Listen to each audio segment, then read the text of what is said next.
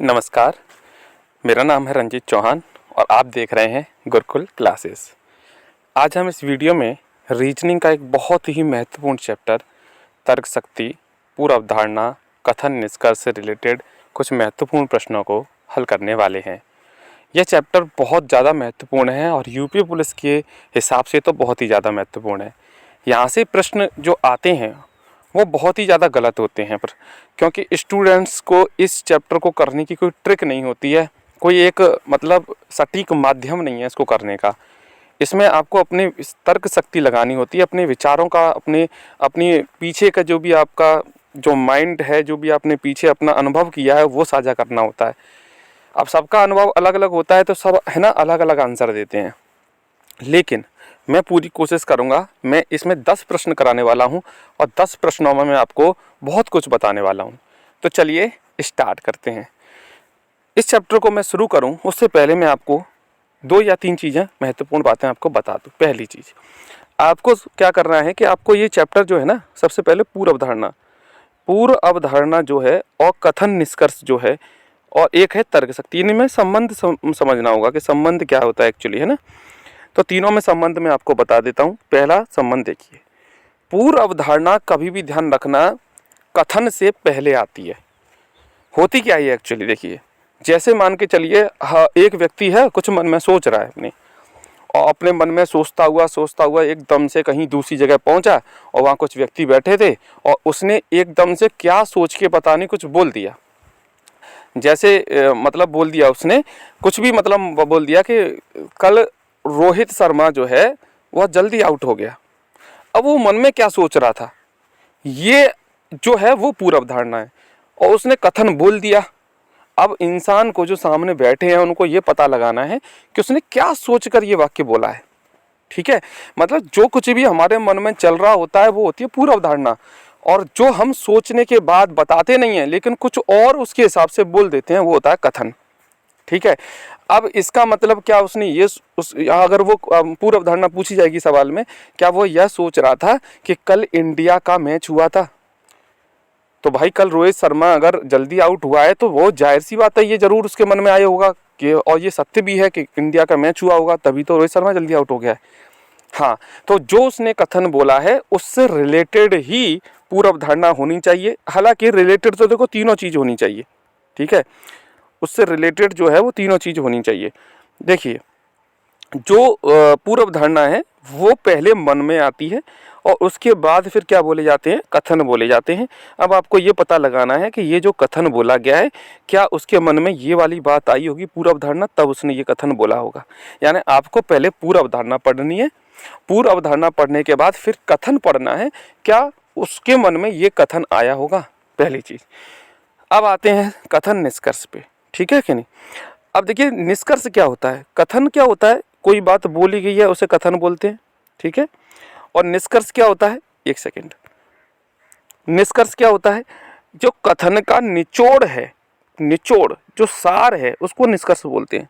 जैसे मान के चलिए अब मोदी जी ने कोई बात बोल दी, ठीक है, अब लोग उसका अलग अलग निष्कर्ष निकालते हैं कि इसका मतलब ये है, इसका मतलब ये, किसी बात का मतलब निकालना, किसी बात का सार निकालना, किसी बात का निचोड़ निकालना, किसी बात का रस निकालना, किसी बात का निष्कर्ष निकालना, एक ही बात है सब। ठीक है, यानी कि ये वाली चीज अगर मैं बोलूं कि कथन बोलने के बाद क्या निकाला जाता है, निष्कर्ष।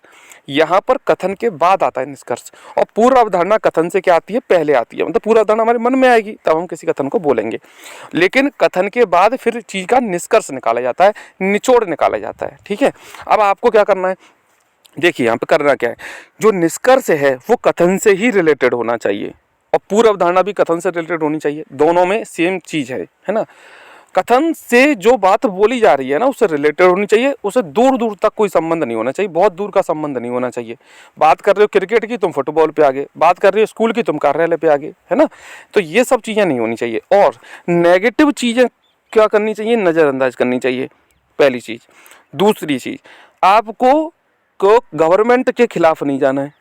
जो काम हमारे भारत में एक्चुअली हो रहे हैं और कोई निष्कर्ष अगर गवर्नमेंट के खिलाफ दे रहा है तो वो क्या करना है, गलत करना है। ठीक है, समझ में आ रही बात। अब जैसे कोई भी निष्कर्ष है, जैसे शरणार्थियों को भारत में शरण देनी चाहिए या नहीं देनी चाहिए, है ना। तो संविधान के खिलाफ है भाई, शरण क्यों नहीं देनी चाहिए, अब शरणार्थी किस बात के, ठीक है कि नहीं। तो इस तरीके से हमारे भारत के कोई भी चीज़ अगर खिलाफ है या ना गवर्नमेंट के कोई भी चीज़ खिलाफ जा रही है, किसी का निष्कर्ष खिलाफ जा रहा है, उसको क्या कर देना है, गलत कर देना है, ठीक है। कोई एडवर्टाइज है, एडवर्टाइज जो है वो क्या मान के चलना है, सही मान के चलना है, चाहे वो गवर्नमेंट की सूचना हो, चाहे वो किसी प्राइवेट कंपनी का एडवर्टाइज हो, या गवर्नमेंट का एडवर्टाइजमेंट हो, या कोई भी परियोजना योजना हो, अगर वो लागू हो रही है तो उसको क्या करना है, हमेशा सही मान के चलना है, ठीक है। अब आते हैं तर्क पे। ये तर्क क्या होता है, तर्क देखिए, न तो तर्क सही होता है और न ही तर्क गलत होता है। तर्क क्या होता है, कमजोर होता है या मजबूत होता है। कोई भी अपनी बात के लिए तर्क दे सकता है। अब किसी ने कोई प्रश्न किया, क्या ऐसा होना चाहिए, क्या वैसा होना चाहिए, तो दूसरा आदमी अपने तर्क देगा। अब आपको ये पता लगाना है कि जो तर्क दिया है वो मेरी बात से रिलेटेड है कि नहीं है, पहली चीज़। दूसरी चीज़, जो तर्क दिया है क्या वो बहुत ज़्यादा कमज़ोर है या बहुत ज़्यादा मजबूत है, ये आपको पता लगाना है। मतलब उस तर्क से अगर किसी का फ़ायदा हो रहा है, बेनिफिट हो रहा है, या वो कथन से रिलेटेड ही है तो वो मजबूत है। लेकिन अगर नेगेटिव जा रहा है, किसी का फ़ायदा नहीं हो रहा है, कोई मतलब ही नहीं है उस तर्क का, तो वो क्या है, कमज़ोर है, ठीक है। अब इतनी बातें मैंने आपको बताई, चलिए अब प्रश्नों को शुरू करते हैं। पहला प्रश्न देखना, क्या किसी देश में अनधिकृत बिना अधिकार के प्रवेश करने वाले सभी शरणार्थियों को अपने वतन वापस जाने के लिए मजबूर किया जाना चाहिए। अब देखिए यहाँ पर कथन में ही बहुत सारे नेगेटिव पॉइंट हैं। पहली चीज़, मजबूर करना, ठीक है, वतन वापस करना, है वो शरणार्थी, तो कथन से ही पता चल जाती है कि हमें इसके खिलाफ नहीं जाना है। पहली तर्क। किसी ने बोला, अच्छा एक बात और बता दूं कि आपको भावनाओं नहीं बहना है, मतलब कोई भी कथन ऐसा है जो तुम्हारी भावना के खिलाफ जा रहा है तो ऐसा नहीं है कि मतलब तुम उसे बिना सोचे समझे उसको गलत कर दो, ठीक है। पहले आपको तर्क देखने हैं। कभी कभी क्या होता है कि दोनों की दोनों हाँ या ना तर्क दोनों के दोनों सही होते हैं, क्योंकि उनके तर्क जो मजबूत होते हैं, क्योंकि उन्होंने जो कारण दिया है ना, उस तर्क के पीछे जो रीजन दिया है वो मजबूत होना चाहिए। अब जैसे न्यायालय में वकील जो है वो गलत आदमी को होते हुए भी क्या है, सही करार दे देते हैं। क्यों? क्योंकि उनके तर्क कैसे होते हैं, मजबूत होते हैं, ठीक है। वो अपने बात को जो बोलते हैं उसके कारण जो देते हैं ना, वो बड़ा मजबूत कारण देते हैं, इसलिए। अब चलिए शुरू करते हैं। देखिए इसमें क्या है, क्या बताइए, उन्हें वतन वापस कर देना चाहिए। तो एक ने बोला कि हाँ कर देना चाहिए, वे अपनी बस्तियां बनाते हैं और बहुत सी जमीन पर कब्जा कर लेते हैं। एक बात बताइए, अगर कोई शरणार्थी हमारे भारत में आ रहा है तो हमें मजबूर किया जाना चाहिए कि तुम वापस, नहीं, बिल्कुल मजबूर नहीं किया जाना चाहिए। जो तर्क दे रहा है ना वो, हाँ अच्छा हो भी सकता है कि चलो ठीक है मजबूर, मतलब उनको अपने वतन वापस भेज दें, ये चलो हो सकता है, लेकिन उसका जो तर्क है ना यार, ये वाली चीज़ कि वो ज़मीन पर कब्जा कर लेते हैं बस्तियाँ, अरे तो इसके लिए तो और भी तो उपाय हो सकते हैं, है कि नहीं। तो ये क्या हो गया बेटा, ये वाला तो तर्क गलत हो गया। दूसरा, ये कह रहा है नहीं, उन्हें वतन वापस नहीं करना चाहिए, वे भूख या किसी आतंक के कारण अपना घर छोड़ देते हैं। हाँ भाई को बात सही है। और मानवीय आधार पर उन्हें वापस जाने के लिए मानवीय जो मजबूर नहीं किया ना जाना चाहिए। हाँ भाई, मानवता भी ये कहती है, अगर किसी देश में अगर आदमी के अंदर मानवता है तो भैया उन्हें वापस मजबूर तो नहीं किया जाना चाहिए। वो भूख से आतंक से कारण होकर अपना घर छोड़ के आते हैं और वे शरणार्थी हैं, तो ये क्या हो जाएगा, इसका तर्क बिल्कुल मुझे मजबूत लग रहा है, ये क्या होगा, बिल्कुल बात सही होगी, ठीक है। दूसरे क्वेश्चन की ओर आते हैं। क्या भारत, ये तर्क है, ठीक है, क्या भारत को संयुक्त राष्ट्र की सुरक्षा परिषद का स्थायी सदस्य बनना चाहिए। एक बात बताइए, क्या भारत ने कभी संयुक्त राष्ट्र सुरक्षा परिषद के सदस्य बनने के लिए अप्लाई किया है? कई बार किया है, कई बार, लेकिन चाइना की वजह से और भी कई देशों की वजह से हम कई बार क्या है, हमें वोट नहीं मिल पाए हैं उन देशों के, है ना। इसका मतलब गवर्नमेंट तो चाहती है कि स्थायी सदस्य बना, कौन नहीं चाहेगा स्थायी सदस्य बनना। इसका मतलब ये हुआ कि अब हमें कथन के खिलाफ नहीं जाना है, क्योंकि गवर्नमेंट से संबंधित है, इसलिए। एक ने तर्क दिया कि भैया हाँ बनना तो चाहिए, क्योंकि भारत एक ऐसे देश के रूप में उभरा है जो शांति और भाईचारा पसंद करता है। बिल्कुल है भाई, गवर्नमेंट के खिलाफ जाना ही नहीं है, बिल्कुल कैसे होगी, बात सही है। एक कह रहा है स्थायी सदस्य नहीं बनना चाहिए, ठीक है मान ली तेरी बात, पर क्यों नहीं बनना चाहिए, क्योंकि पहले अपने लोगों की गरीबी कुपोषण जैसी समस्या, देखिए फिर गवर्नमेंट के खिलाफ जा रहे हो आप। भैया गरीबी कुपोषण जैसी समस्याओं का समाधान तो हम सुरक्षा में स्थायी सदस्य बनने के बाद भी तो कर सकते हैं, है कि नहीं। तो ये वाला तर्क तेरा क्या लग रहा है भाई, कमजोर लग रहा है। पहला वाला क्या हो गया बताओ, सही हो गया, ठीक है। आ जाएगा धीरे धीरे समझ में, ठीक है। इनके लिए आपको प्रैक्टिस करनी पड़ेगी, ज़्यादा से ज़्यादा सवालों की जितनों की प्रैक्टिस करोगे वो चीज़ें अपने आप क्लियर हो जाएंगी। देखिए वही मैं प्रैक्टिस आपको करा रहा हूँ। क्या भारत को निर्यात को, यानी निर्यात होता है एक देश से दूसरे देश में सामान को बेचना है, भेजना, प्रोत्साहित करना चाहिए? बिल्कुल करना चाहिए। अच्छा जी, जबकि वो क्या कारण दे रहा है, ज़्यादातर चीज़ें हमारे देश के अंदर उपयोग के लिए पर्याप्त नहीं है। उदाहरण के लिए जैसे चावल है, अब चावल हमारे देश में ही खाने के लिए नहीं है, कमी है, और तुम उसको दूसरे देश में निर्यात कर रहे हो। क्या हमें निर्यात के लिए फिर प्रोत्साहन करना चाहिए? तो एक ने बोला कि हाँ भैया, निर्यात के लिए तो प्रोत्साहित किया जाना चाहिए, क्योंकि हमें अपने आयात का भुगतान करने के लिए विदेशी मुद्रा भी तो अर्जित करनी होगी। बिल्कुल बात सही है। देखिए हमारे देश में क्या बताइए, निर्यात नहीं होता है, बहुत सी चीज़ों का निर्यात होता है। ऐसी चीज़ों का भी निर्यात होता है जो क्या कहते हैं, जिनकी कमी है लेकिन वो दूसरे देशों में बेची जाती है। तो इसका मतलब ये है कि हमारे देश में जब ऐसा होता ही है तो भैया बिल्कुल हम उसके खिलाफ नहीं जाएंगे। दूसरी चीज़ ये कह रहा है, नहीं भैया, चयनात्मक प्रोत्साहन से भी कमी आएगी। ठीक है, मतलब वो क्या कर रहा है, कुछ चुनिंदा चीज़ों को ही प्रोत्साहित करेगा। तो ऐसा तो क्या हो गया भैया, ये तर्क क्या हो गया, गलत। भाई चुनिंदा चीज़ों को प्रोत्साहित करके कैसे कमी आ सकती है भैया चीज़ों में? ठीक है कि नहीं? तो ये तो भैया नेगेटिव हो गया और गवर्नमेंट के खिलाफ भी जा रहा है, तो ये क्या हो गया, गलत हो गया। आगे बढ़ते हैं नेक्स्ट क्वेश्चन की। क्या विदेशों में काम कर रहे भारतीय वैज्ञानिकों को भारत वापस बुलाया जाना चाहिए? चलिए, तो एक ने क्या तर्क दिया कि हाँ भैया, भारत वापस बुलाया जाना चाहिए। ठीक है, बुलाए जा सकते हैं, लेकिन कारण क्या दिया है, उन्हें पहले मातृभूमि की सेवा करनी चाहिए और खोजों, सम्मानों, सुविधाओं और सभी चीज़ों के बारे में भूल जाना चाहिए। एक बात बताइए, क्या हमारे देश में ऐसा रियल में होता है? क्या हमारे देश में मातृभूमि की सेवा पहले करो और खोज, सम्मान, सुविधाओं, सारी चीज़ें भूल जाओ? होता क्या ऐसा? नहीं होता ना। सब लोग स्वतंत्र है भैया, जहाँ रहना चाहें वहाँ जा सकते हैं। ठीक है कि नहीं? तो ये कैसा हो गया भैया, ये तो गलत हो गया तर्क। अब इसने बोला है कि नहीं बुलाया जाना चाहिए। ठीक है, नहीं बुलाओ, ऐसा हो भी रहा है, मत बुलाओ, लेकिन उसने रीजन क्या दिया है, वो कह रहा है इसलिए मत बुलाओ क्योंकि हमारे पास पर्याप्त प्रतिभा है। क्या है हमारे भारत के पास पर्याप्त प्रतिभा? बताइए, क्या हमारे पास अगर इतनी प्रतिभा होती तो हम दूसरे देशों से टेक्नोलॉजी क्यों खरीदते? क्यों हम विदेशों से, बताइए, ये सेना के लिए जहाज खरीदते, राफेल विमान खरीदते? क्यों हम तेल वगैरह के संसाधन वगैरह खरीदते? क्यों टेक्नोलॉजी खरीदते? तो ये भी बात गलत है। ये जो रीजन दिया है ना इसने, वो जहाँ चाहे रहने दो उन्हें, हमारे पास तो पर्याप्त साधन है। भैया ये क्या लग रहा है, ये ईगो टाइप का लग रहा है। ऐसा लग रहा है उन्हें रहने दो भैया, हम तो रह लेंगे, जैसे हमारे पास तो है पूरी प्रतिभा। तो ये क्या है, ये भी गलत है। तो तर्क मैंने क्या बोला था, सही गलत नहीं होते हैं। तर्क क्या होंगे, या तो कमजोर होंगे या मजबूत होंगे। मुझे दोनों के दोनों तर्क क्या लग रहे हैं, मजबूत, वो कमजोर लग रहे हैं। ठीक है, तो दोनों के दोनों क्या लग रही है, गलत हो गए। तो इसका आंसर होगा डी वाला, ना तो पहला ना ही दूसरा। अब आते हैं ये नेक्स्ट क्वेश्चन पे। क्या संसद में या विधानसभा चुनाव लड़ने के लिए जो ज़्यादा से ज़्यादा आयु सीमा है उसे 65 वर्ष होना चाहिए? मतलब 65 वर्ष से आयु ज़्यादा नहीं होनी चाहिए चुनाव लड़ने के लिए। एक ने बोला कि हाँ भाई बिल्कुल बात सही है, क्योंकि ज़्यादातर है 65 वर्ष से जो अधिक उम्र के लोग हैं वो अपनी गतिशीलता और इच्छा शक्ति को खो देते हैं। ठीक है, एक बात बताओ, आदमी 65 साल से ज़्यादा का हो गया, ठीक है, मैं मानता हूँ कि आयु सीमा 65 वर्ष से ज़्यादा नहीं होनी चाहिए। होनी चाहिए नहीं होनी चाहिए वो बात की बात है, सही गलत। उसने तर्क क्या दिया है, उसने इंसान के टैलेंट को उम्र से कंपैरिजन कर दिया। क्या ये सबके साथ लागू होता है बताइए? क्या 65 वर्ष से ऊपर के व्यक्ति हो जाएगा तो वो अपनी गतिशीलता सभी खो देते हैं क्या? क्यों खो देते हैं? वैज्ञानिक तो ज़्यादातर 65 वर्ष से बाद भी काम करते हैं, क्यों नहीं करते हैं? बहुत सारे लोग काम करते हैं 65 वर्ष से अधिक। तो ये बात, ये कोई रीजन नहीं हुआ भैया। तर्क देने का जो तुम्हारा कारण है ये कोई रीजन थोड़ी ना हो गया कि 65 वर्ष से तुम ऊपर हो गए तो तुम अपनी इच्छा शक्ति खो दोगे, तुम चुनाव मन लड़ो। ऐसा नहीं होता है, ठीक है क्या नहीं? उसके बाद भी लोग काम कर सकते हैं। तुम टैलेंट को उम्र से कैसे कंपैरिजन कर सकते हो? तो ये वाला तर्क क्या हो गया, गलत हो गया। एक कह रहा है कि नहीं नहीं भैया 65 वर्ष तो नहीं होनी चाहिए। क्यों नहीं होनी चाहिए? क्यों जीवन काल इतना बढ़ जाता है कि लोग 80 वर्ष की आयु तक भी शारीरिक और मानसिक रूप से सक्रिय रहते हैं। फिर ये टैलेंट को भैया उम्र से कंपैरिजन कर रहा है, एज कहाँ से आ गई इसमें? ठीक है नहीं? तुम उम्र का रीजन क्यों दे रहे हो, एज का रीजन क्यों दे रहे हो? शारीरिक मानसिक रूप से सक्रिय रहते हैं इसलिए उनको नहीं करना चाहिए, कोई रीजन नहीं हुआ। दोनों के दोनों कैसे हो गए, गलत हो गए। ठीक है, आगे बढ़ते हैं और नेक्स्ट क्वेश्चन की ओर आते हैं। क्या भारत में लोगों के एक राज्य से दूसरे राज्य में प्रवास पर प्रतिबंध होना चाहिए?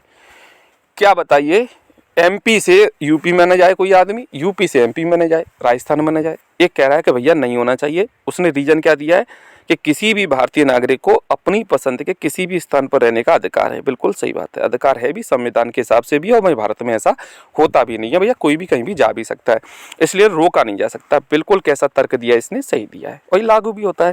तो कह रहे हैं हाँ, यह भारत के राज्यों में संसाधनों के समान वितरण को प्रभावित करने का तरीका है। वाह भाई, मतलब अगर महाराष्ट्र में गन्ना ज़्यादा होता है, अगर यूपी के लोग चले गए तो उनको गन्ना नहीं मिल पाएगा, ये यूपी के लोग यूज़ कर लेंगे, समान वितरण नहीं हो पाएगा। ये कोई रीजन हुआ तुम्हारा, तो ये क्या हो गया बेटा, गलत हो गया। पहला कौन सा हो गया, सही हो गया। ठीक है, आगे बढ़ते हैं नेक्स्ट क्वेश्चन की ओर। नेक्स्ट क्वेश्चन में बोला गया है, क्वेश्चन नंबर 7, टोटल 10 क्वेश्चन मैंने आपको बताए थे। आप स्कूल से घर लौट रहे हैं, रास्ते में आपको एक सड़क पर एक सीलबंद लिफाफा मिलता है। ये क्वेश्चन पूछा गया है पेपर में, जिस पर अप्रयुक्त टिकटों के साथ पूरा पता लिखा होता है। अब पता लिख रहा है, ठीक है, और सड़क पर आपको लिफाफा मिल गया, सील बंद है, तो आप बताओ क्या करेंगे? इसे वहीं छोड़ दो और चले जाओ, टिकटें हटा दो और लिफाफा नष्ट कर दो, इसे नज़दीकी लेटर बॉक्स में डाल दें, या लिफाफा खोलें, पता लगाएं कि इसे गलती से किसने गिरा दिया है, और यदि संभव हो तो उसे भेज दें। और मुझे पता है कि आप इसका गलत आंसर देने वाले हैं। ऐसे ही प्रश्न देखिए पूछे जाते हैं, हम पढ़ के तो कुछ और जाते हैं, आता कुछ और है एग्जाम में। अब आप लगाइए दिमाग, और मुझे पता है आपने पता है क्या आंसर दिया होगा, मोस्टली बच्चों ने आंसर दिया होगा सी, और मैं कह रहा हूँ ये गलत है। पहले कैसे, देखो मैं बताता हूँ गलत कैसे है। पहला ऑप्शन पढ़ते हैं, वहीं छोड़ दो, तो ये तो कोई लॉजिक नहीं हुआ भैया, वहाँ कैसे छोड़ देंगे, आपका फर्ज बनता है कुछ ना कुछ, ठीक है। टिकटें हटा दो, लिफाफा नष्ट कर दो, भैया किसी के लिए क्या पता कोई इंपॉर्टेंट मैसेज हो, है ना, तो कैसे नष्ट कर दें। इसे नज़दीकी लेटर बॉक्स में डाल दो, बिल्कुल सही आंसर है। आपका काम होना चाहिए कि लिफाफा उठाओ और नज़दीकी लेटर बॉक्स में उसे डाल दो। क्यों डाल दो? अब तुम कहोगे कि डी वाला क्यों सही नहीं है। अब देखो मैं तुम्हें बताता हूँ। पहली बात तो तुमने गलती यही कर दी कि लिफाफा खोलें। आप किसी की प्राइवेसी को कैसे खोल सकते हैं? क्या पता उस लिफाफे में कोई ऐसा मैसेज हो जो उसका प्राइवेट मैसेज हो, है कि नहीं, और तुम उसे पढ़ लोगे, फिर पता भी लगा रहे हो गलती से कि किसने गिरा दिया है, और फिर तुम उसे फिर उसके पास भेज रहे हो। भैया उसके पास क्यों भेजोगे? जहाँ जाना चाहिए लिफाफा वहाँ भेजो ना, है कि नहीं। तो आंसर क्या होना चाहिए? कायदे से सी होना चाहिए। आप किसी का लिफाफा खोल नहीं सकते हैं, उसकी प्राइवेसी को पढ़ नहीं सकते हैं। आगे बढ़ते हैं नेक्स्ट क्वेश्चन की ओर। राजमार्ग पुलिस प्राधिकरण नियमित अंतराल पर राजमार्गों पर गति सीमा और अधिक गति के खतरों को प्रदर्शित करने वाले बोर्ड लगाती है। बिल्कुल लगाती है। बड़े बड़े राजमार्ग जो होते हैं वहाँ पे तुमने बोर्ड देखे होंगे, गति सीमा से ज़्यादा ना चलाएं, है कि नहीं, ज़्यादा स्पीड ना बढ़ाएं, 40 किलोमीटर प्रति घंटे की गति से चलाएं, है ना, एक्सीडेंट प्रोन एरिया वगैरह ऐसे लिखे रहते हैं। तो आपके बताइए, ये जो बातें जितनी भी लिखी गई हैं, ये बातें जो हैं यहाँ बोली गई हैं कथन में, ये देखिए पूर्व अवधारणा का सवाल है, याद रखना, तर्क शक्ति वाला नहीं है। तो ये बताइए मुझे कि पहले आपको करना क्या होगा? पूर्व अवधारणा के सवाल में क्या करना होगा? पहले आपको क्या करना होगा? पहले आपको ये पूर्व अवधारणा पढ़नी होगी, ठीक है, क्योंकि माइंड में हमारे पहले पूर्व धारणा आती है, पहले धारणा आती है मन में, फिर हम किसी चीज़ को बोलते हैं। अब देखिए, अब आपको ये पता लगाना है कि ये वाली जो पूर्व अवधारणा है, ये वाली जो पूर्व धारणा है, ये क्या तुम्हारे मन में आई होगी तब आपने ये वाला वाक्य बोला होगा या किया होगा? चलिए लगाते हैं दिमाग। तुम्हारे मन में क्या आया होगा कि ज़्यादातर मोटर चालक जो हैं वो राजमार्गों पर गति सीमा के भीतर अपने वाहन चलाते हैं। तो राजमार्ग पे ज़्यादा गति से वाहन नहीं चलाते हैं लोग, तो मैं क्या करूं, गति के लिए क्या लगा दूं भैया, बोर्ड लगा दूं। क्या आएगा ऐसा मन में आपके? जब वाहन जो है गति से ज़्यादा तेज चला ही नहीं रहे हैं, तो मैं बोर्ड लगाने की मुझे आवश्यकता क्यों पड़ेगी भैया? मैं ये सोच के ये बोर्ड क्यों लगाऊंगा कि नहीं? मेरे मन में जब ये आएगा ना कि गति से तेज चला रहे हैं, जितनी गति होनी चाहिए उससे तेज चला रहे हैं, तभी तो मुझे बोर्ड लगाने की आवश्यकता पड़ेगी राजमार्गों पे। तो ये भैया जब गति सीमा के भीतर वाहन चलाएंगे, ये बात मेरे मन में आएगी, तो मैं ये वाली बोर्ड क्यों लगाऊंगा? तो ये पूर्व धारणा तो मेरे मन में नहीं आएगी भैया। दूसरी वाली, वो कह रहा है कि मोटर चालक ज़्यादातर राजमार्गों पर ऐसी सावधानियां और तेज गति को नज़रअंदाज कर देते हैं, इसीलिए मैं क्या करूं, राजमार्गों पे क्या कर दें, बोर्ड लगा दें। देखो यहाँ पे लिख भी रहा है, वो कह रहा है पुलिस प्राधिकरण इसलिए गति सीमा और अधिक गति के खतरों को प्रदर्शित करने वाले बोर्ड लगाती है। बिल्कुल बात कैसी है, सही है भैया, क्योंकि वो क्या करते हैं, सावधानी नज़रअंदाज कर देते हैं, इसीलिए क्या लगाया होगा, वो बोर्ड लगाए होंगे। तो ये मेरे मन में बात जरूर आई होगी, ये सरकार के मन में जरूर आई होगी बात, इसीलिए उन्होंने क्या किया होगा, ये बोर्ड लगाने वाली बात की होगी। कौन सा सही है बताइए? सेकंड वाला, सिर्फ सेकंड सही है, बी वाला ऑप्शन, ठीक है। 9वां सवाल, यदि किसान अपनी उपज बेहतर करना चाहते हैं तो उन्हें रासायनिक खाद के स्थान पर जैविक खाद, गोबर खाद होते हैं, जो भी खाद होते हैं, उनका उपयोग करना चाहिए। क्या ये मन में बात आई होगी तब ये बात बोली होगी, बताइए कि क्यों करना चाहिए। वो कह रहा है केमिकल खाद का स्वास्थ्य पर कुछ बुरा प्रभाव पड़ता है, इसलिए हम क्या करें, केमिकल खाद का प्रयोग ना करें और किसका करें, गोबर खाद का प्रयोग करें। एक बात है, केवल यही रीजन होता है क्या? रियल में क्या है, स्वास्थ्य का ही रीजन होता है बस। उपज की बात हो रही है, उपज कैसे बढ़ाई जाए, बात कर रहे हो तुम यहाँ पे स्वास्थ्य की, कि स्वास्थ्य का बुरा प्रभाव पड़ता है। तुम्हारे मन में स्वास्थ्य की बात आएगी और फिर तुम उपज की बात कैसे कर दोगे भाई? तुम्हारे मन में पूर्व अवधारणा क्या आ रही है, स्वास्थ्य पे बुरा असर पड़ेगा। स्वास्थ्य पे बुरा असर पड़ेगा तो तुम स्वास्थ्य की बात करोगे ना यहाँ पे, और तुम बात कर रहे हो कि अच्छी बेहतर फसल कैसे हो जाएगी, तो ये कैसी बात होगी भैया? ये पूर्व अवधारणा तो गलत हो गई। दूसरा, वो कह रहा है, क्या उसके मन में ये बात आई होगी कि रासायनिक जो खाद है, केमिकल खाद हैं, वो उतनी उपज नहीं मिलती जितनी जैविक खादों से मिलती है, इसलिए मैं ये बात बोल दूं, क्या बात बोल दूं कि भैया केमिकल खाद का प्रयोग मत करो, किसका करो, जैविक खाद का करो, क्योंकि उपज अच्छी होती है। बिल्कुल बात कैसी लग रही है? सही भैया, ये बात मन में तो आई होगी, इसलिए उसने ये वाली बात क्या होगी, बाद में बोली होगी। तो क्या कौन सा सही होगा बताइए? केवल सेकंड सही होगा। और आज की इस वीडियो का लास्ट क्वेश्चन है। मुझे उम्मीद है कि बहुत सारी बातें आपको क्लियर हो गई होंगी, बहुत सारी चीज़ें आपको समझ में भी आई होंगी। अब आपको प्लीज़ आपसे रिक्वेस्ट है, इस वीडियो को ज़्यादा से ज़्यादा शेयर करें ताकि उन बच्चों के भी डाउट क्लियर हो सकें जो आगामी भर्ती की परीक्षा देने वाले हैं, उनका भी भला हो जाए भैया, ठीक है। तो प्लीज़ इस वीडियो को ज़्यादा से ज़्यादा अपने दोस्तों में शेयर करें। अभी चैनल आपने अगर सब्सक्राइब नहीं किया है तो मेरे छोटे से चैनल को सब्सक्राइब कर लें प्लीज़, नया चैनल है अभी। एक कथन और एक कारण दिया है, ऐसे सवाल आपको बहुत देखने मिलेंगे। देखिए, एक तो कथन दिया है, कारण, दोनों सही हो सकते हैं, दोनों गलत हो सकते हैं, या कथन सही हो सकता है, कारण गलत हो सकता है। आपको पता लगाना है कि ये इस कथन का कि ये कारण है, ठीक है। हमें सर्दियों में सफ़ेद कपड़े पहनना पसंद करते हैं। पहले बताओ, क्या हम सर्दी में सफ़ेद कपड़े पहनना पसंद करते हैं? भैया सर्दी में सफ़ेद क्यों पहनेंगे? सफ़ेद तो क्या करता है, और ज़्यादा ऊष्मा का क्या होता है, परावर्तक होता है, ऊष्मा को सोखता नहीं है सफ़ेद, है ना। तो हम सर्दियों में क्यों पहने, हम तो ऐसे कपड़े पहनेंगे ना ऊष्मा को ज़्यादा से ज़्यादा एब्जॉर्ब करे, है ना। तो ये कथन तो भैया हमारे हिसाब से क्या है, गलत है। चलो ठीक है, कथन तो गलत हो गया, पर इसका कारण क्या है? सफ़ेद कपड़े क्यों हम पसंद करते हैं? सफ़ेद कपड़े इसलिए पसंद नहीं करते क्योंकि सफ़ेद कपड़े ऊष्मा के अच्छे क्या होते हैं, परावर्तक होते हैं, मतलब एब्जॉर्ब नहीं करते ऊष्मा को सफ़ेद कपड़े। तो भैया ये बात तो तुम्हारी सही है कि सफ़ेद कपड़े क्या हैं, ऊष्मा को एब्जॉर्ब नहीं करते हैं, इसलिए ये तो बात कैसा है, कारण तो ठीक है, लेकिन तुमने बात गलत बोल दी है, यानी कथन क्या है, गलत है। तो आंसर क्या होगा कि पहला असत्य और आर क्या है, सत्य, यानी ए असत्य है और आर सत्य है, बी क्या होगा इसका सही आंसर होगा, ठीक है। इस वीडियो को ज़्यादा लंबी वीडियो हो जाएगी, वैसे क्वेश्चन और भी है मेरे पास। अब क्या करना है, ये कि इस वीडियो में केवल मैं तर्क शक्ति पूर्व अवधारणा के सवाल ही कराने थे, तो 10 सवालों में आपकी बहुत सारे डाउट क्लियर हुए होंगे। आने वाली वीडियो अगर आप कमेंट में बोलेंगे तो प्लीज़ मैं ऐसी ही वीडियो लाता रहूँगा आपके लिए जब तक आपका एग्ज़ाम नहीं होता है। तो अगर आपको वीडियो पसंद आ रही है ना, तो वीडियो को क्या करना है, लाइक करना है, शेयर करना है, और मेरे चैनल को प्लीज़ कैसे भी करके सब्सक्राइब कर लें, बेल आइकन को दबा लें, ताकि जैसे ही, देखिए मैं हिंदी भी पढ़ा रहा हूँ आपको, हिंदी में साहित्य वाला पोर्शन चल रहा है, और मैंने आपको दिल्ली पुलिस के टाइम पे मैथ के कुछ प्रैक्टिस सेट भी कराए थे, आप चाहे तो उन्हें भी देख सकते हैं। और मैंने आपको करंट अफेयर्स की अब तक 2 वीडियो बना दी हैं, और अभी और भी पोर्शन रह गया करंट अफेयर्स का, टाइम थोड़ा नहीं मिल पाता है इसलिए मैं अभी वीडियो नहीं बना पाया हूँ। तो करंट की भी मैं वो वीडियो तो कम से कम ख़त्म करा ही दूंगा, PDF जो करंट अफेयर्स की, ठीक है। हिंदी भी, रीजनिंग भी, जीएस की मैंने, देखो करंट अफेयर्स भी जीएस का ही पार्ट है, ठीक है, वो भी आएगा, है कि नहीं। तो क्या करना है आपको, तो ये वीडियो आपको पूरी शुरू तक एंड से मतलब शुरू से एंड तक देखनी है, तभी चीज़ें क्लियर हो पाएंगी, हैं। तो मिलते हैं एक नेक्स्ट वीडियो में, तब तक के लिए अपना ध्यान रखिए, खुश रहिए। जय हिंद, जय श्री राम।